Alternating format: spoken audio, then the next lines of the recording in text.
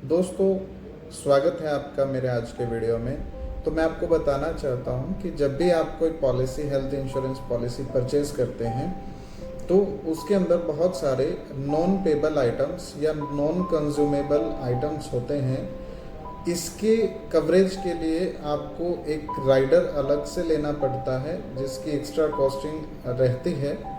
Non consumable या non payable items क्या हो सकते हैं और इसका आपकी पॉलिसी पे कितना नेगेटिव या क्या इम्पैक्ट पड़ सकता है। सबसे पहले, नॉन कंज्यूमेबल आइटम आपके किसी भी क्लेम का लगभग 10 से 20% तक का चार्जेस है वो डिडक्ट कर सकते हैं।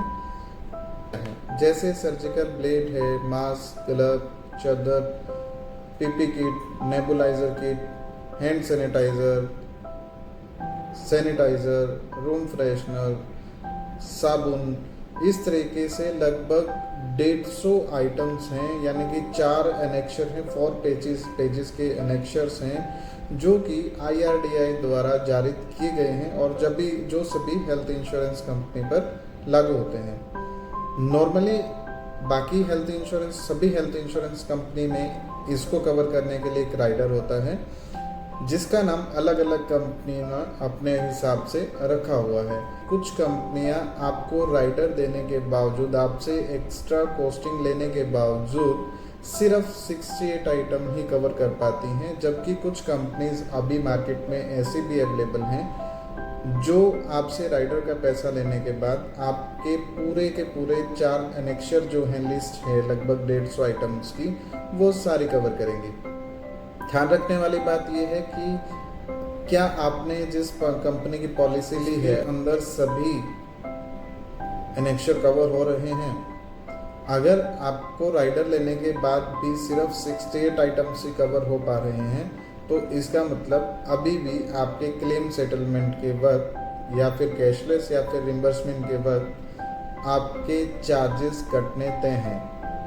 आप अपनी पॉलिसी को अच्छे से ध्यान से पढ़िएगा, देखिएगा और अपने एडवाइज़र से, अगर आपने राइडर लगाया है तो अपने आइटम जो उस राइडर के अंदर में कवर है उनकी लिस्ट भी ले लीजिएगा। और ध्यान रखिएगा, अगर पॉसिबल हो तो आप चारों एनेक्शर को कवर करने वाला राइडर लीजिएगा, जिससे भविष्य में आपको किसी भी गलती का एहसास ना हो कि उस समय अगर मैं थोड़ा सा और पैसा एक्स्ट्रा डाल देता तो मैं राइडर ले सकता था।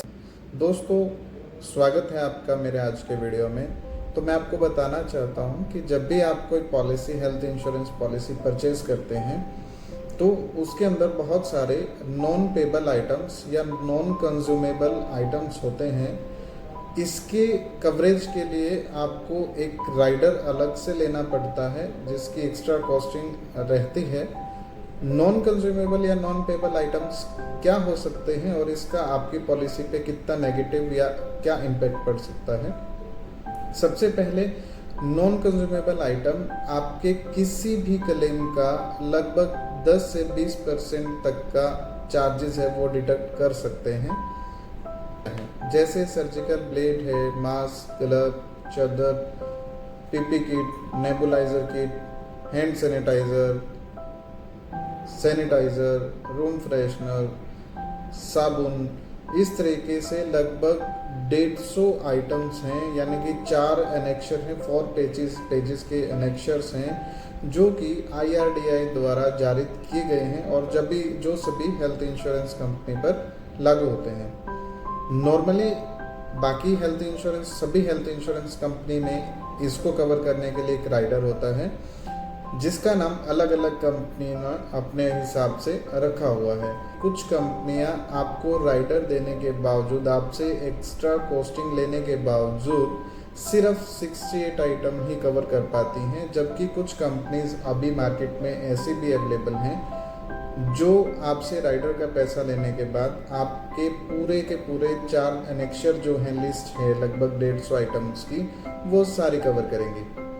ध्यान रखने वाली बात यह है कि क्या आपने जिस कंपनी की पॉलिसी ली है अंदर सभी एनेक्शर कवर हो रहे हैं।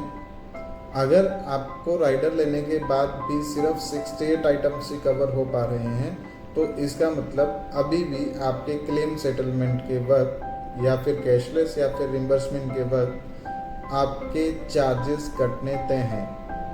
आप अपनी पॉलिसी को अच्छे से ध्यान से पढ़िएगा, देखिएगा और अपने एडवाइज़र से, अगर आपने राइडर लगाया है तो अवेलेबल आइटम जो उस राइडर के अंदर में कवर है उनकी लिस्ट भी ले लीजिएगा। और ध्यान रखिएगा, अगर पॉसिबल हो तो आप चारों नेक्सर को कवर करने वाला राइडर लीजिएगा, जिससे भविष्य में आपको किसी भी गलती का एहसास ना हो कि उस समय अगर मैं थोड़ा सा और पैसा एक्स्ट्रा डाल देता तो मैं राइडर ले सकता था।